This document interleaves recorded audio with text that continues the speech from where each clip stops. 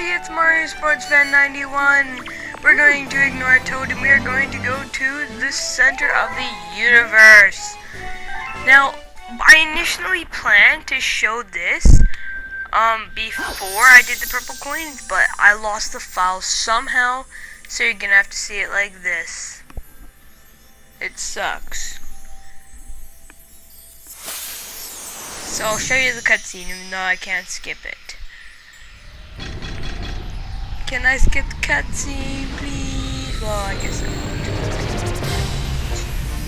Whee! We're flying!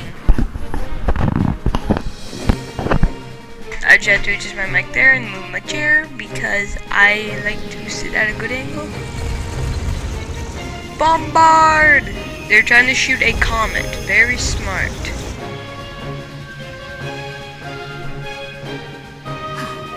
There's a warp field inside the castle. Go, Mario. I like how it's voice acted. Go, Mario. It's like, it's just like, hey, just go, God. Go, Mario. Save your special one. We're running across the platform thingy. You just go right to the level. And I've already collected this star. So let's go. Starting off here, we'll have this area right here. Now earlier I was doing this battle for no apparent reason. I did it without death.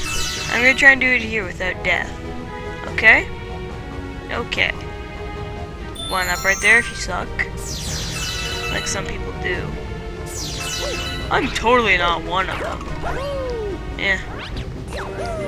Long jump for the win! Burn, Mario, burn! I never said I wasn't gonna take a hit. Damn it, Mario, get in the force field thing. Anyways, now moving on to this planet. It's lava! It's hot! It's very, very hot. As you can see, because Mario just got his ass burned. So, Mario proved my point. Thanks, Mario. It only took your ass to get burned. Sorry for the language. Now, right here, if you're good at long jumping, you can do this, like in no time whatsoever. Look at that. I'm already moving on. Now I get to the sandy area. I usually just do that, and really, Mario, no more getting your ass burned. Moving on. This area I hate. I will say right now, I hate this area right here. Like, just one thing this area just does for you. You know what? I find the area itself harder than the boss. That's how much Bowser is a pushover. Let's see if we can make it. Yes! I glitched the game. Waha! Stupid game designers. Now, bullet! I'm just gonna hide behind here. Mario! What the fudge?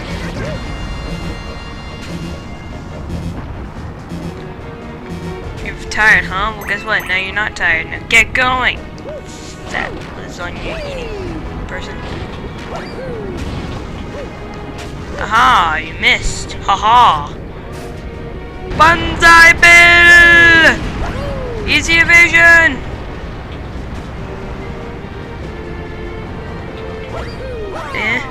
Yeah, I mean. Banzai Bill again! That's missed.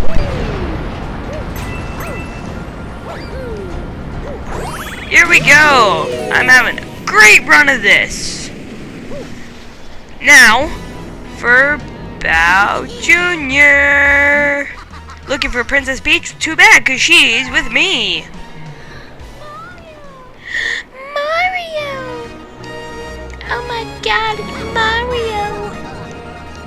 That voice never happened, okay?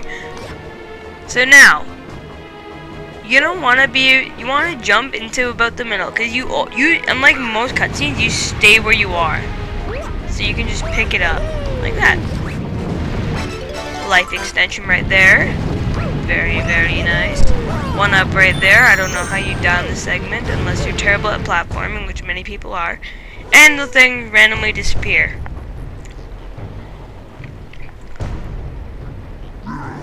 Finally, you got here just in time to see the creation of my galaxy and the center of the universe. Watch and weep. And Peach is like, oh no, please Mario prevail. From this galaxy I will a great galactic empire with Peach by my side. With Peach by my side, it will last forever. I will rule every pitiful corner of the universe. So Mario, you can see I got big plans and stopping us at the top of my list. Well, Bowser, looks like you're never gonna finish because you're gonna get stopped on phase 1. You can get stopped on part 1 of your list.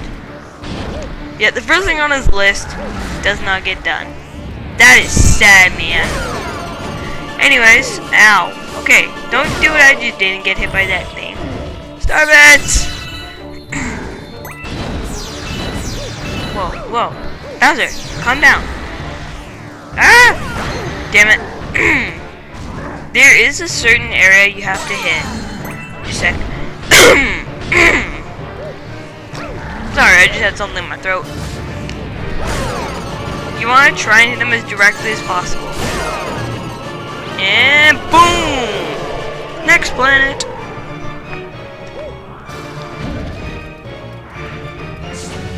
Ah! Can't hit me. Oh crap. Bye. Come on. There we go. That's what you have to do. You just gotta hit them with those things. Boom. Now what I would like to do, just sit behind this thing, cause watch. See? And then, as he comes at you, boom. I'm not surprised if you think it's cheap, but it works, so why not?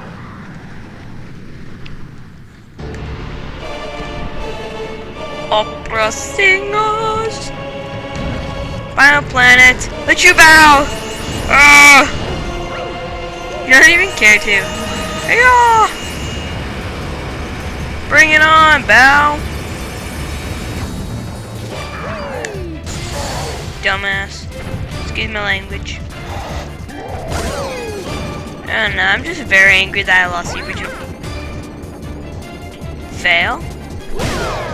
Bam.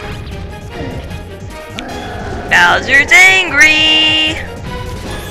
Bow. Hey, you mad, bro?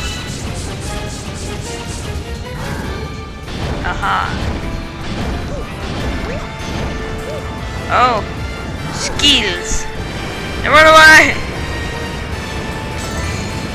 Oh, what? That should have hit me.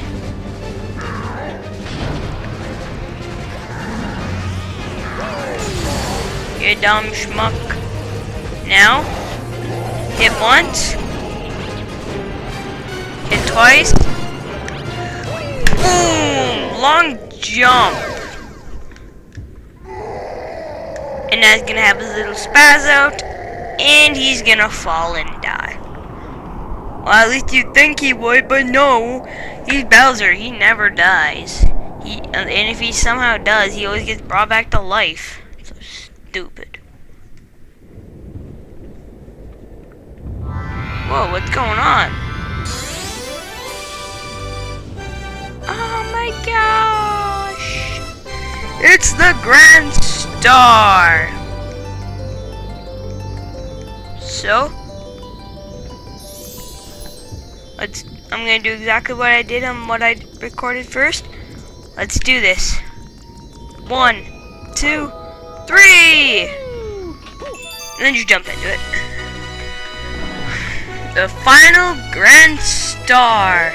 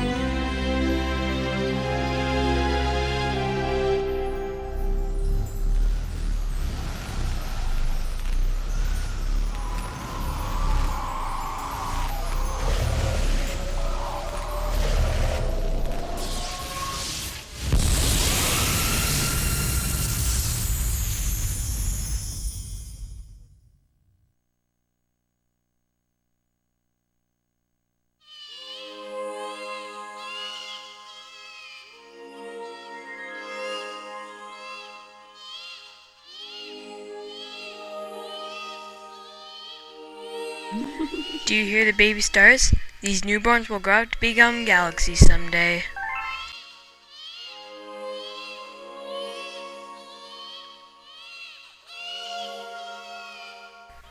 When stars die, they turn to stardust and scatter across the cosmos. Eventually, that stardust reforms to create a new star, and so the cycle of life continues. But the cycle never repeats itself in quite the same way. So you'll see.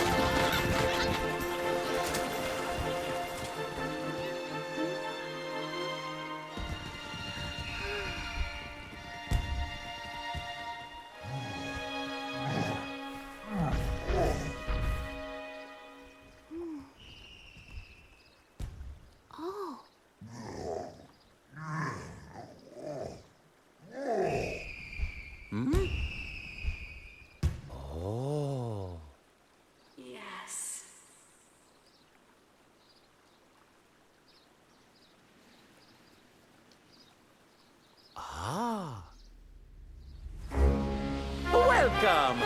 Welcome, new galaxy!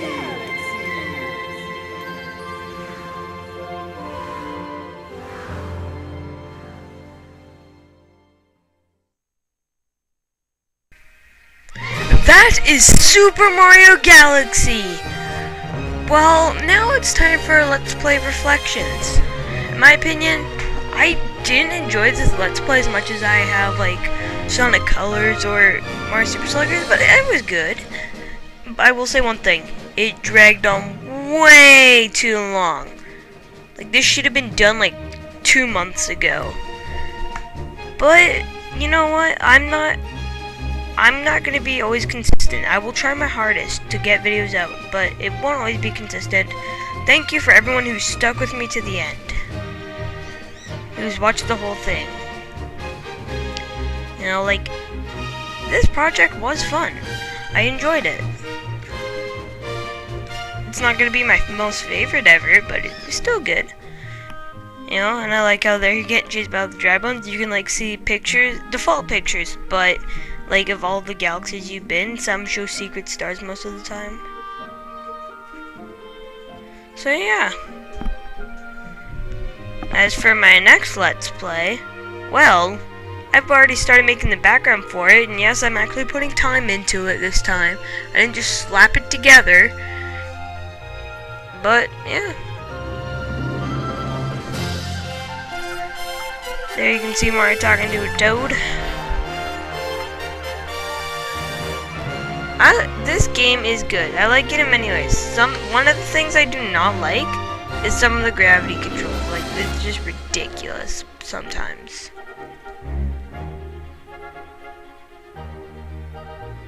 But, you know what? It's done. This Let's Play is finished.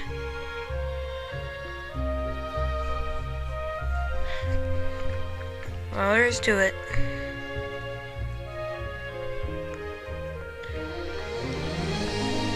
You know, thinking back, like, I could have played better. I could have managed my time better, but you know what? I don't really know what to say, because it's over now.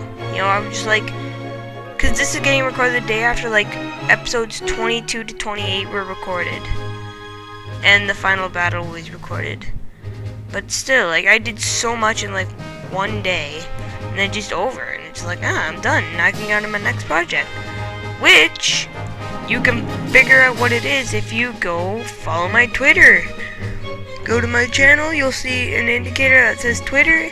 Go to it, and you will find something that might suggest what game it is.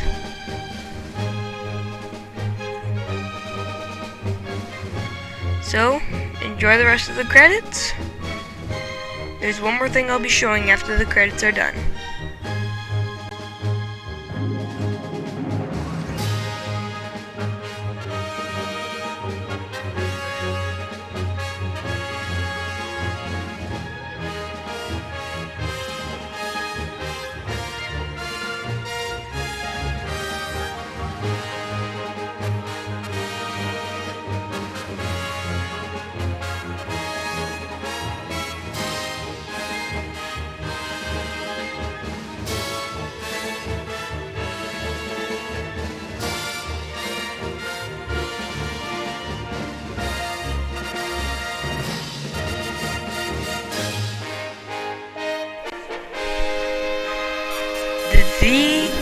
The end.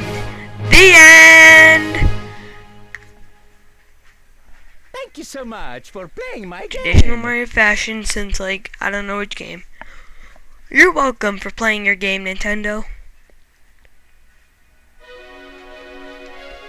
Oh, what is this?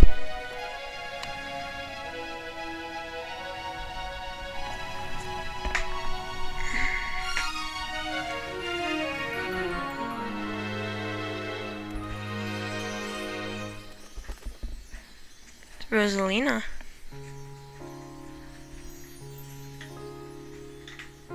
She's looking upon Earth. Thank you.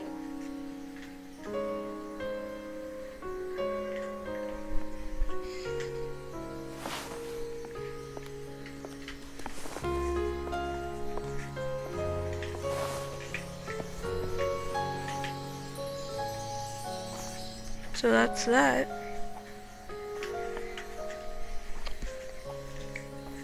Now, there's something in Comet Observatory I missed, which is the library. I am not going to be covering that. You can look elsewhere for it. There will be a link in the description where you can go watch one of my friends, BFan Luke. You can watch him read the storybook. And he'll tell you a lot about how the story works.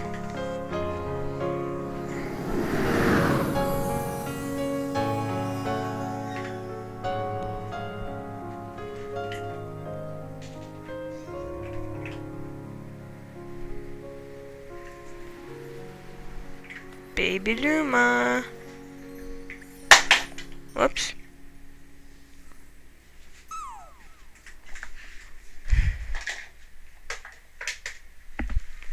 You can now play as Luigi. If you get all 120 stars, beat the final battle twice, you can play as Luigi through the whole game. And one more thing is going to be showing up, which we are going to be covering. I will see you back at the no, you know what? No. Play this file. Now, there's one more thing we have to do. Let's talk to Toad.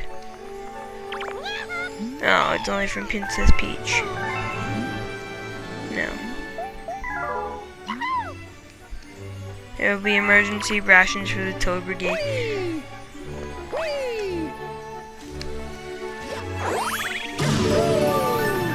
So anyways, now, when you get onto, you want to go up here? You want to look over here. Oh wait, what?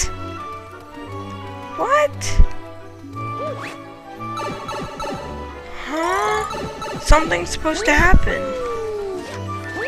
I think you have to read the storybook. So guess what we're covering? Yep. Actually, no. Yeah, let's do it. Look at this. He just randomly teleports there. Let us begin.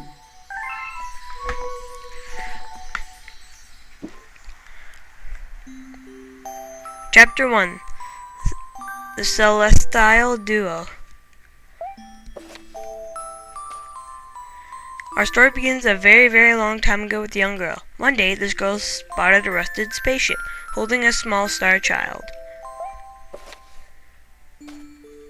"What's your name? Are you lost?" the girl asked the star child. "I'm Luma, and I'm waiting for Mama. She's coming for me on a comet," said the star child, who had been waiting day and night. "Don't worry, I'll wait with you," the little girl promised Luma.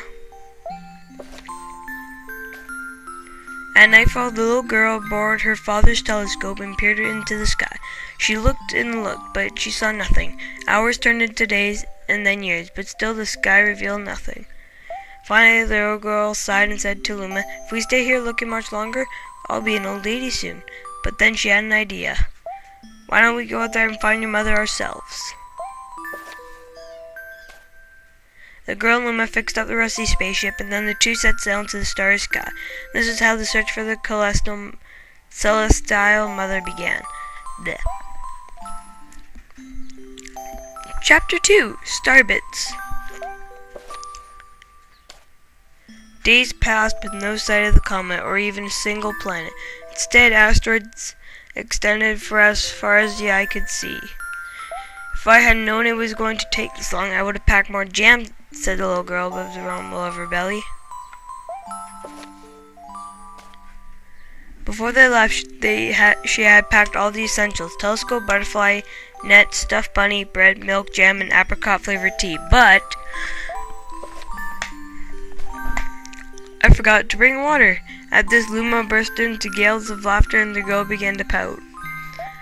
"As long as I have starbits, I'll be fine," said Luma. "Want some?" The little girl couldn't stay mad after hearing this. Luma continued laughing. The girl couldn't help but join in. "Alright, maybe just a nibble." Leaning out far of the ship, the pair began to collect starbits with the girl's net. They almost fell out a few times, but they kept on collecting. The starbits tasted like honey. Chapter 3. The Comet. A beam of light pierced through the ship's window. Thinking it was the morning sun, the girl peered through the window only to find a turquoise blue comet shimmering at her. The little girl shook the sleeping Luma awake and shouted excitedly, "We have to get to that comet!" The pair descended on the comet and found that it was made of ice. They looked high and low, but Luma's mother was nowhere to be found. Exhausted, the little girl sat down with a flop, utterly unable to take another step. "Look!" Peering down at the icy ground where Luma was pointing, the girl suddenly noticed clusters of starbits encased in the ice. "Pretty good, huh? Finding starbits is my specialty," said Luma, beaming. "There's ice here, but it's so warm I bet there's water here too." The two decided to stay on the comet for a while. Riding the turquoise comet, the pair continued in search of Luma's mother. Chapter 4. The Dream. Birds. One night, the girl dreamed about her own mother. "Where are you going?" she asked her mother's retreating back. Without turning, her mother replied, "Don't fret, dearest. I'm not going anywhere. I'm always watching over you, like the sun in the day and the moon in the night."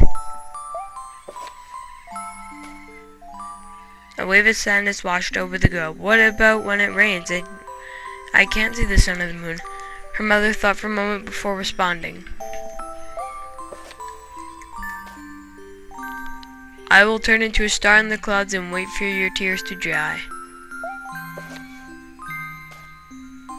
When she awoke, the girl's face was damp with tears. "You have starbits in your eyes," said Luma to the girl. Wiping her face, the girl replied, These are tears, not starbits. I'm crying because I'll never see my mother ever again." At this point, Luma began to cry too. "Mama, oh mama, wah!" The pair traveled through the starry skies, and though they encountered many other comets, none of them held Luma's mother. Luma was something. Now, Luma, the rain clouds won't go away if you keep crying," the girl said, giving Luma a squeeze. "I'll give you a present if you stop." The girl closed her eyes and said gently, "I'll take care of you." With those words, she felt a small spark in her heart. Chapter 5. Home. The kitchen will go here and the library will go over there, the girl said busily to herself. We'll put the gate here. Ever since the girl took Luma under her care, she'd been bustling about at a feverish pace. It's a lot of work, but it's worth it to make a happy home. It turned out that the starboards weren't the only things buried in the ice. There were tools and furniture unlike any they had ever seen, and the girl used them to build a home. Looking at the complete house, Luma remarked, "Don't you think it's awfully big for the two of us?"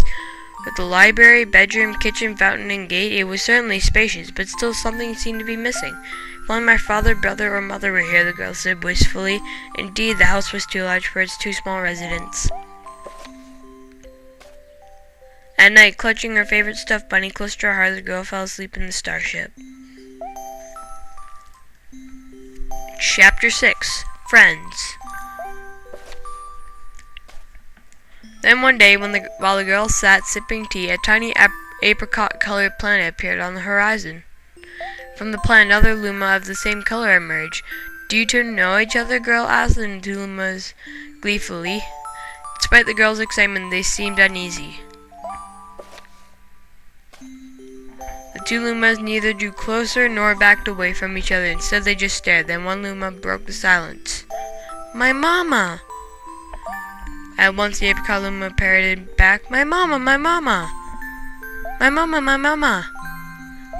The two Lumas began to dance around the girl frantically, and neither showed any sign of stopping.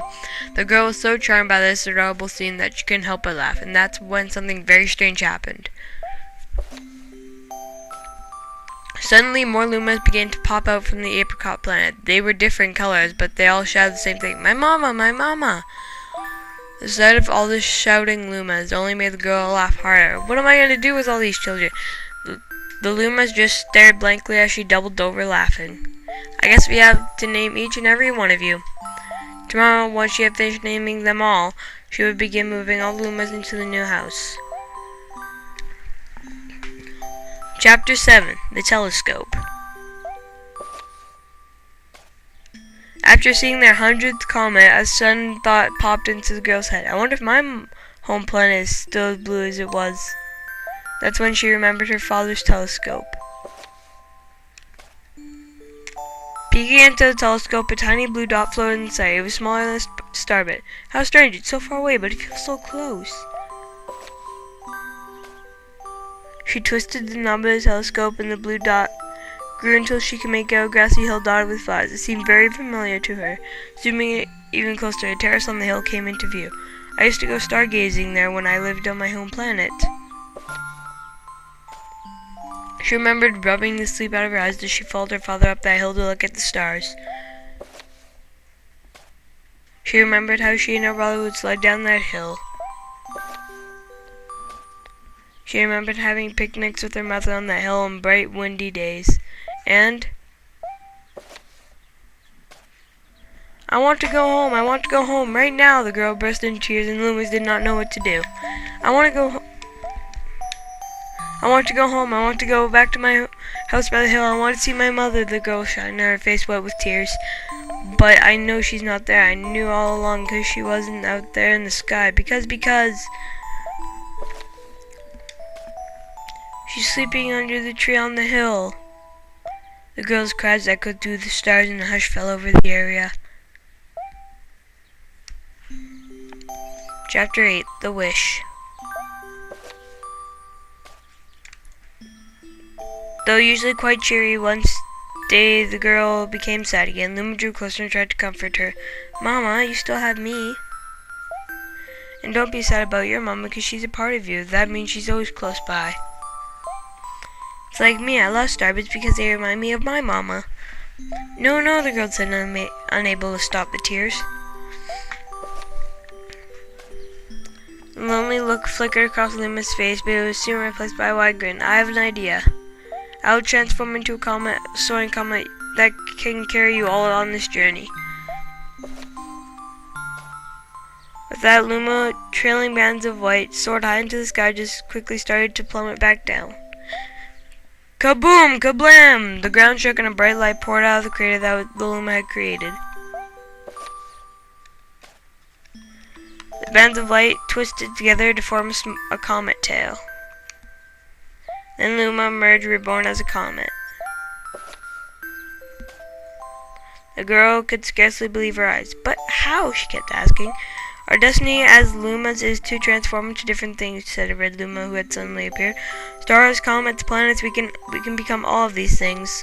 When I grow up, I want to become a star that makes someone special smile, said a green Luma. A blue Luma chimed in. That Luma turned into a real cutie of a comet, didn't he? All the Lumas together said, "No more crying, Mama." "Thank you," said the girl in a whisper, and she pulled the Lumas close and hugged them. From that day on, the starbits no longer fell from the girl's eyes. The comet set forth for the girl's home planet, its long tail blazing proudly behind it. Final chapter, Family.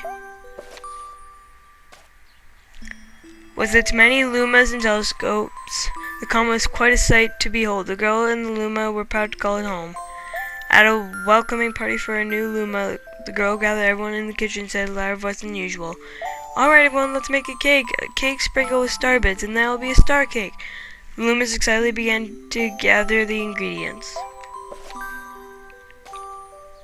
She watched the Lumas scurry about. The girl's mind thought to herself, "This is my family now, and I will stay with them until they're ready to leave the nest.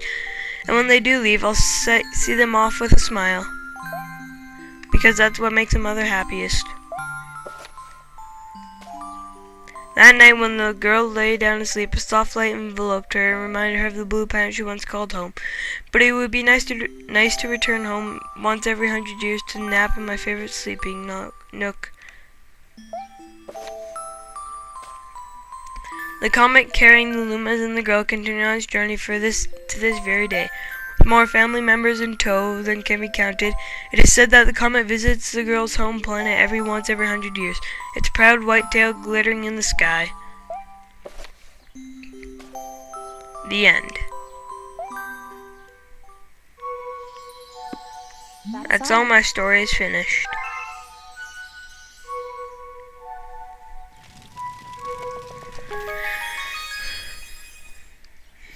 Now, there's one thing that I have not covered yet that I am going to be covering, and that's it for the Let's Play. If I can't do it in this file, I will show it in another file. You're going to want to do what I did before. This warp pipe will take you back. I don't know if you have to. I guess you do. You have to beat the game as Luigi. You have to beat the game as Luigi. 120 stars, and something will appear.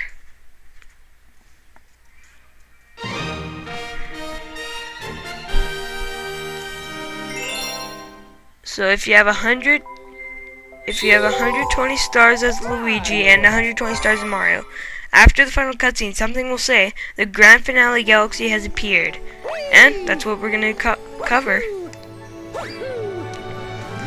So, when you go to this planet, go to the opposite side, and there will be a warp pipe.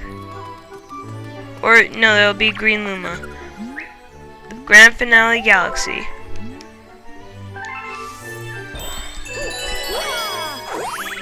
Let's go.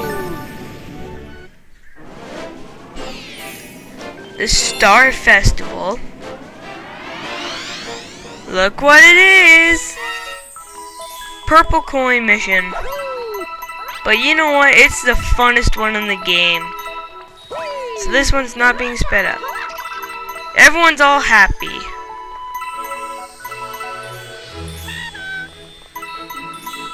Yay! Yeah, you'd be greeted by everyone like it was in the beginning, but this time Bowser doesn't ruin the party. Hooray! No party poopers!